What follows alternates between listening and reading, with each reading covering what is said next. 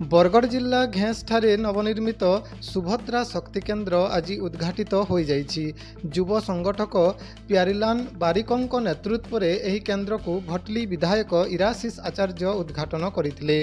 उद्घाटन कार्यक्रम में सहेला बीडीओ करिश्मा भेसरा, स्थानीय जेई, कार्यनिर्वाही अधिकारी इत्यादि उपस्थित थिले।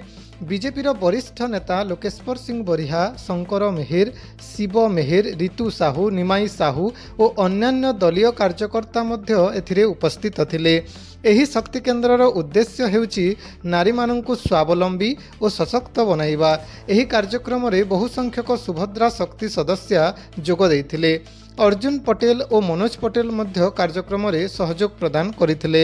उद्घाटन समय रे विधायक इराशीष आचार्य कहिथिले, आगामी दिन में नारी माने किपरि आहुरी सशक्त हेबे ताहा मोर लक्ष्य एवं प्रयास रहिबो। सुभद्रा शक्ति केन्द्र एक गुरुत्वपूर्ण पदक्षेप भावे देखा जाउछि, जहा फल निश्चित भाव में घेंस एवं यार पाखापाखी अंचलर नारी माने उपकृत हेबे।